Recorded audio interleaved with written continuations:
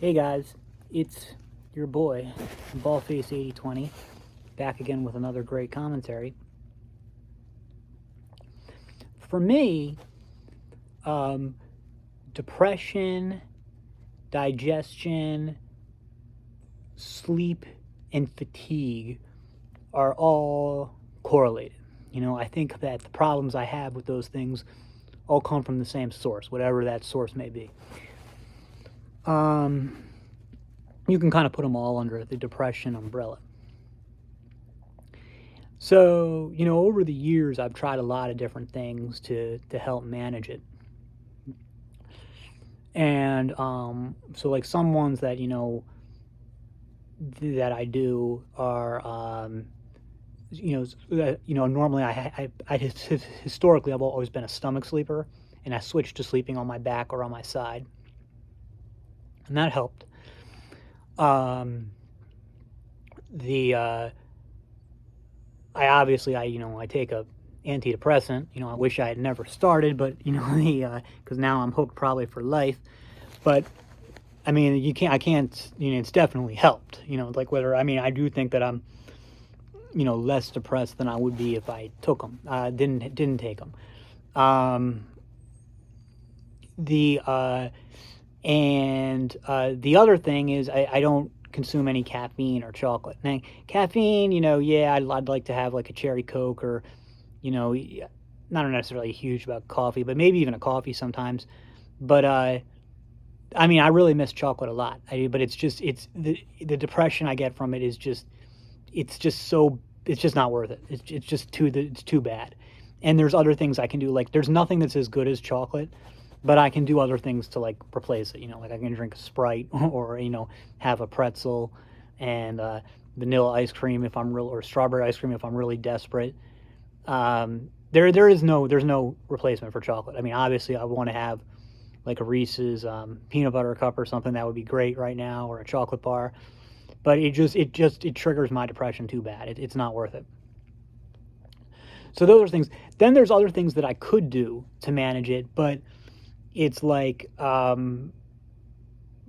don't just like, for me, it's too difficult and hasn't been sustainable. And the big one of that is diet, diet. And when I say diet, now I do some stuff for diet. Like for instance, every day I eat broccoli and beans and kefir. And that's really important. That helps, so all these things that I do help, but I would get even better results from it if I also just cut out all the junk food, which is pretty much the entirety of the rest of my diet. But I can't do it. Like it doesn't make enough of a difference for it to be worth it.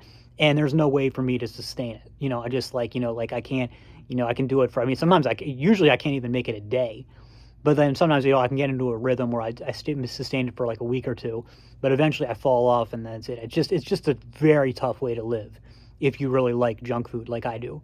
And, like I said, and I only need to lapse once before, for it to start a whole downward spiral. So it's not worth it. And then if I was dieting, presumably I'd have enough energy, as bad as my energy levels are, to do some exercise. That's historically been the case. Like when I'm eating healthy, I usually have enough energy to go and do at least some. I don't mean like heavy exercise, but maybe some weightlifting, but more importantly walking. And right now I'm just like, I can walk to my car, to drive to work, but that's about all the exercise I get. I'm just too tired. So yeah, and if I did this, that would make the depression even better. Still not enough for it to be worth it, but it would be better. That's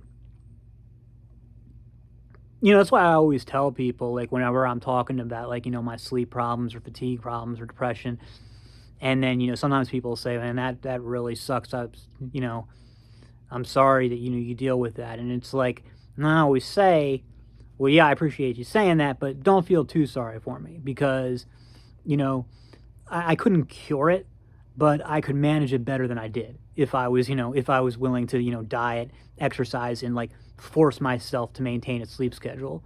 I'd feel like crap. I'd be tired all the time. And I don't have the willpower to do it. So in a sense, I couldn't do it. But, technically speaking, I could. But anyway, so I'm always looking for new stuff, ways to manage the depression, the fatigue, again, the stuff like that. And it's kind of like a long path or a convoluted path, but really by accident, what I ended up getting into is this carbon dioxide training. And here we are, over 5 minutes into the video, and we're finally talking about it. And it was something I had heard about before. I'm sure you guys have heard of the Buteyko method or whatever it is.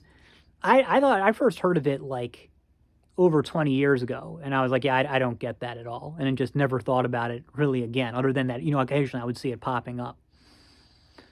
And like I said, I didn't really get into it directly this time. It was from doing something else to try to deal with the depression that I ended up finding this, and I found this this thing on YouTube called Oxygen Advantage. And basically, this type of breath training, the thesis behind it is that, our bodies need relatively high levels of carbon dioxide to function at an optimal level, particularly for things like blood flow. So if you don't have enough carbon dioxide, you're not going to have good enough blood flow to even to your brain and stuff, and that that can cause things like depression, and cause a whole bunch of problems. So what you do is you train your body to tolerate more carbon dioxide, and there's like a test that you do a self-administered test where you breathe in normally and you exhale normally, and I know when you're conscious of it, it's kind of hard to do. And then you see how long is it before the urge to breathe comes, like the urge to take in another inhale comes. And for me, when I started, not just the urge, I couldn't even make it to 10 seconds. I'm not talking about just having the urge to breathe. I would actually give up before 10 seconds.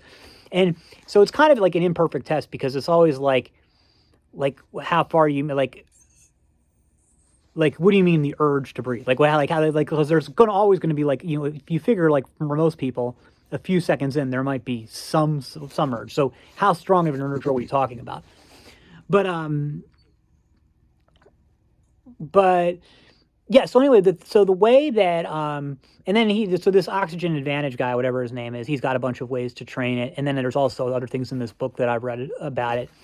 So basically I have two things that I do. I've experimented with a bunch of stuff, but there's basically two things that I do, to train breath, carbon dioxide, whatever you want to call it.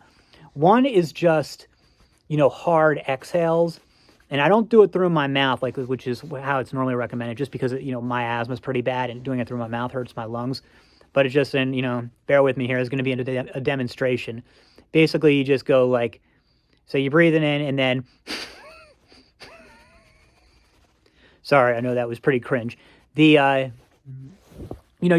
really working you're pushing the diaphragm, expelling it. And I don't want to say as hard as you can, because you don't want to push yourself and get hurt or whatever. Some of this stuff may not be safe for some people. That depends on you and your health and stuff like that. So use good judgment, obviously, or the best judgment, and don't do anything that's you feel like is hurting you or could be dangerous for you. But for most people, as long, again, it's for me, again, with the asthma, I did kind of would kind of fuck my lungs up by doing the exhales too hard, and doing it through the mouth. So I do it through the nose, but just do that. I mean, I just do that a few times a day. The idea is just to work your diaphragm, to strengthen your diaphragm, because, and this reads in the book about breath. I think James Nestor is the guy who wrote it. And, so he talks about all different types of breath work, and that are all designed to do different things. But he mentions this one guy who, his thing was that, working with, emphysema patients and stuff, that the issue was not that they couldn't get enough good air in, it was that they couldn't get the bad air out. So, and this is a guy who, trained Olympic medalists and stuff, like I said, worked with emphysema patients. You can go read the book if you're interested. So that's, I do that, like I said, it's so easy. I mean, you just, like I said, just a few times a day, try the exhale, give it working. So that's something. But then the other one, and this is the bigger one, the more important one, I think, is I don't know if it's true Buteyko method, because I can, some of these things I can't understand. They're like too complex and stuff. This isn't, as from what I've seen of the Oxygen Advantage guy, this isn't what he recommends, but this is what I've done, and I have made a lot of progress. Is remember that test I was talking about, the test where you exhale normally and then you wait until the urge to breathe hits? Well, basically I just do that test like as an exercise. So I'll like, go there, I go, go to the computer, get the open the stopwatch app on Google, breathe in, have a natural breath out, not like a like push exhale, but just a natural relaxed breath out. Hit start and then hold. And like I said, when I started doing this, I could only do it for like 10 seconds, 15 seconds, and it was really tough. And then I think that I just got my first, I can't remember if it was 45 or 50 seconds. And, and I was really happy about that. Now, you may think like, well, you can only hold your breath for 40 seconds or 50 seconds. That's not impressive at all. First of all, everybody's different, and you got to think about where you're starting. Second of all, no, that's not true. I can hold my breath a lot longer than 50 seconds. But there's a big difference between taking a massive inhale and holding your breath as long as you can. I think the longest I ever did that for was like, I don't think I even made it to 3 minutes. I think I got like 2.5 minutes or something. But that is, from what the Oxygen Advantage guy says, that's not as good of a test of, your lung strength as just, what it is, like how you can hold it after like a normal exhalation. Not like a deep, strong exhalation. Then you're not going to be able to hold it that far. But a normal exhalation. And so anyway, I'll just do that. Go normal exhalation, hit the timer, see how long I can go, and then stop. And then how many times a day? I don't know, however many times I feel like it. You probably shouldn't do it while you're driving or operating heavy machinery. But, you can just do it like whenever. Like, whenever the mood strikes you. And you don't have to, like, push yourself too hard. And so, like I said, I can definitely made progress going from, like, starting at, like I said, I think 10, 15 seconds. I don't know. But, it's tough to say, because when I was first starting, obviously, you're totally new to it, but let's just say that I could have made it to 20 seconds back then. Because I'll notice on the same day there's different amounts of time I can make it. You say like 20 seconds, and then to go get that to 50. That's really good progress. And you might think like, well, who cares? And which is what I would have thought too. But there's a couple things. One is I don't have the citation here, so this could be one of those things that was just said in his bullshit, but it sounds legit. It sounds it was somebody who said that they've done like, what do you like call like a long-term study? I forgot what it's called. Where they're looking at correlations. What's the number one correlation with life expectancy? And it's not diet, it's not genetics, it's not weight, it's lung capacity. Lung capacity is the number one thing they said. And again, I don't have the citation, so maybe it's bullshit. But I really wouldn't be surprised if it's true. And so this is like, you'd think that like, okay, well, wouldn't the best way to train lung capacity just be strenuous cardiovascular exercise? Apparently not. That's what they're saying is that, no, it's kind of a separate thing. Like cardiovascular exercise is maybe the best way to train cardio, probably is the best way to train cardiovascular fitness overall. But with just lung capacity, that's more of an issue of, I guess it's mainly an issue of training your CO2 tolerance. I don't know. I'll be honest, I don't really get it. Because you'd think that if you were training lung capacity, the best thing to do would be to train maximum breath holds, right? Like, do you take a big, like free divers do, take a massive inhale in and then hold your breath? So you'd think that would be it. And, I tried doing that for a while, but I didn't really like it. And, I'm not convinced about that. But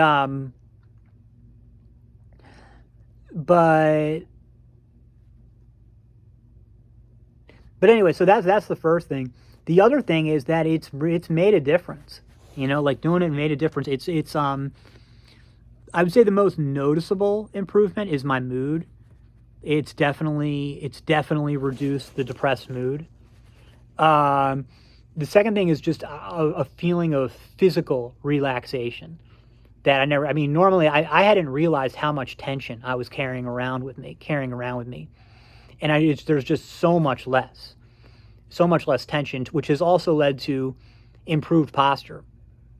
My posture is better because I'm not so tight. It's not like normally I'm so tight and it's making me hunched over. The fatigue is I haven't noticed any real improvement. Beyond what I would say is the sleep quality is better.